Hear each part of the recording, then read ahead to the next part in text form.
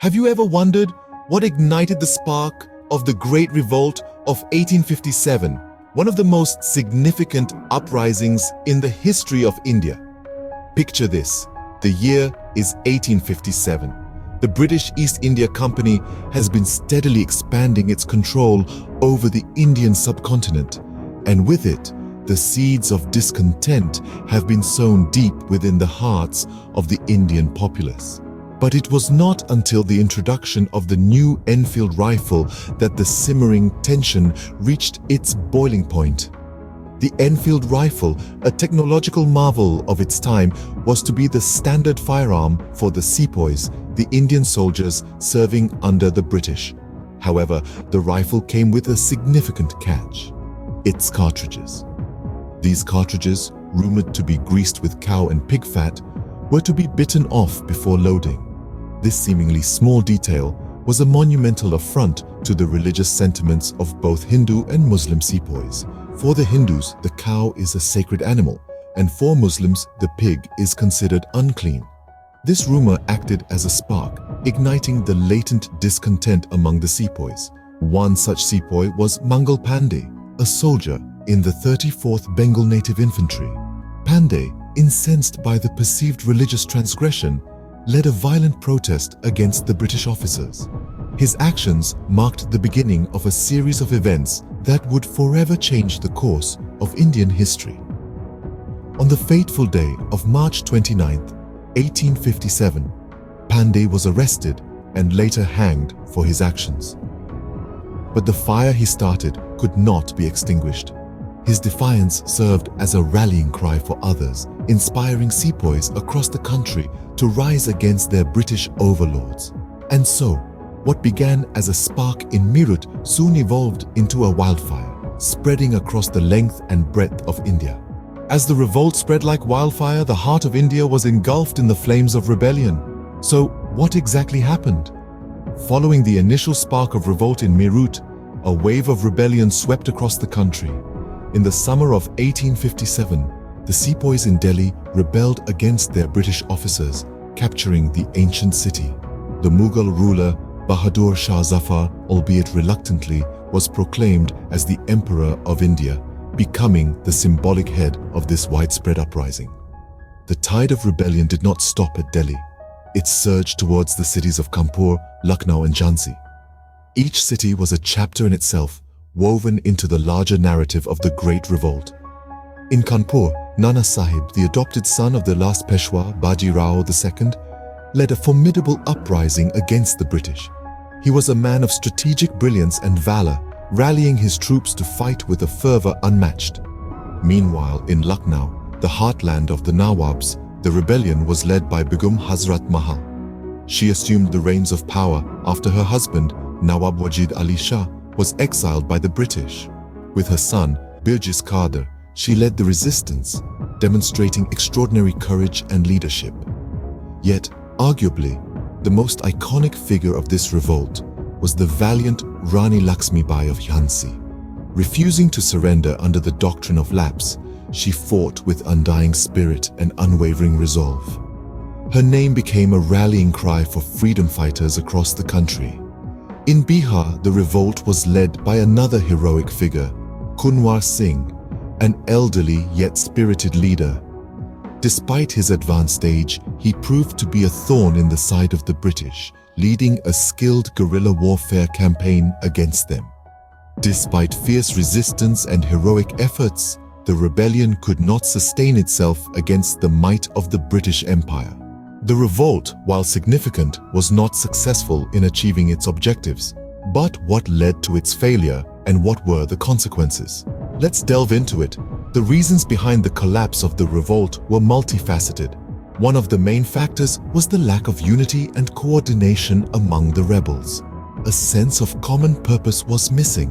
The rebels, despite their shared resentment towards the British, were divided by region, caste, and religion.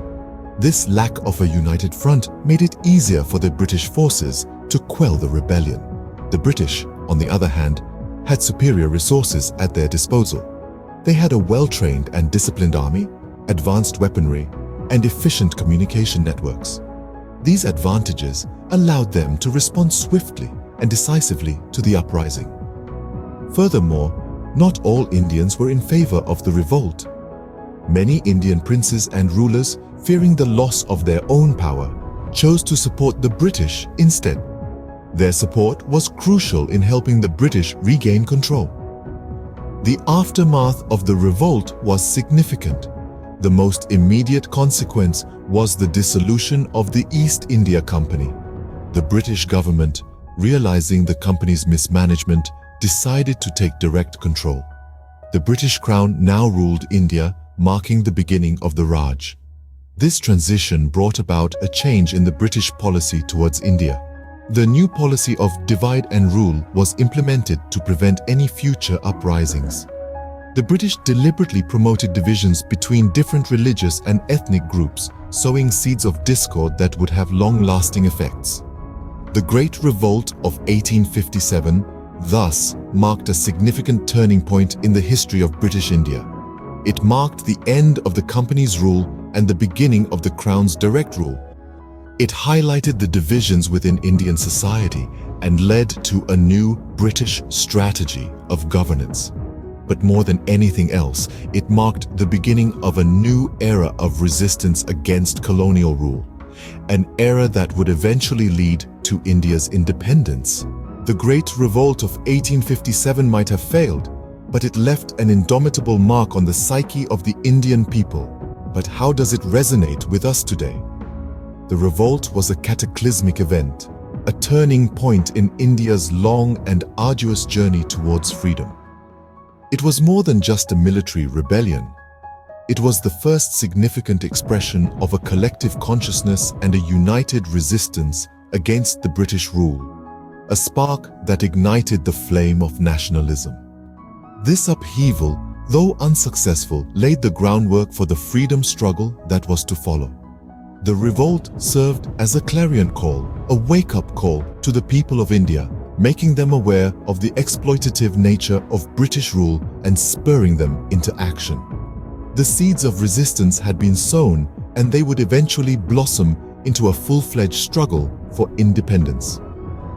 The revolt also had a profound impact on the political landscape of the nation. It led to the dissolution of the East India Company's rule and the direct assumption of control by the British Crown. This shift was accompanied by changes in British policies, which became more focused on appeasing the Indian masses to prevent future rebellions. In the wake of the revolt, the Indian National Congress was formed. This organization played a pivotal role in the ensuing freedom struggle, leading the charge against British imperialism. The Congress was the embodiment of the nationalistic fervor that the revolt had ignited, and it carried forward the legacy of the rebels, keeping the spirit of resistance alive. Today, the Great Revolt of 1857 is remembered as the first war of Indian independence. It's a symbol of the indomitable will of the Indian people, a testament to their courage and resilience. It serves as a stark reminder of the sacrifices made by our forefathers in their quest for freedom, and it continues to inspire generations of Indians to value and uphold the ideals of democracy and freedom that they fought for. The Great Revolt of 1857 thus serves as a reminder of the indomitable spirit of the Indian people in their quest for freedom. The Great Revolt of 1857, a monumental event in Indian history, was more than just a military revolt. It was a symbol of resistance, of unity, and of the undying spirit of freedom. Let's take a moment to reflect on the key points we've discussed. The revolt was born out of a series of causes: economic exploitation by the British and the annexation of territories under the doctrine of lapse created resentment.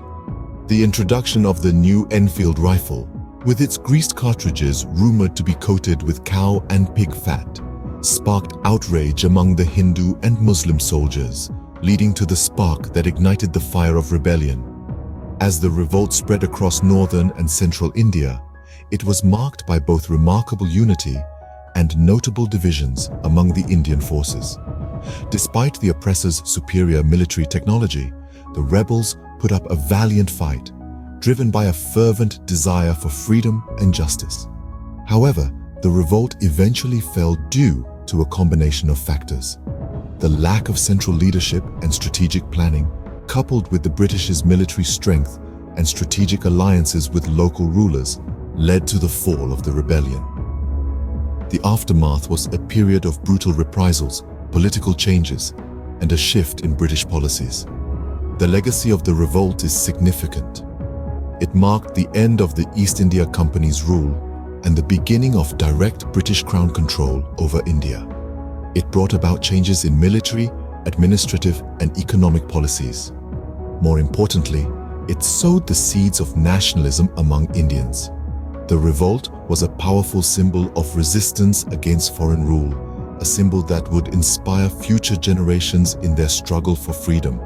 As we look back on the Great Revolt of 1857, it serves as a reminder of our past and a beacon for our future, guiding us in our ongoing quest for freedom and justice.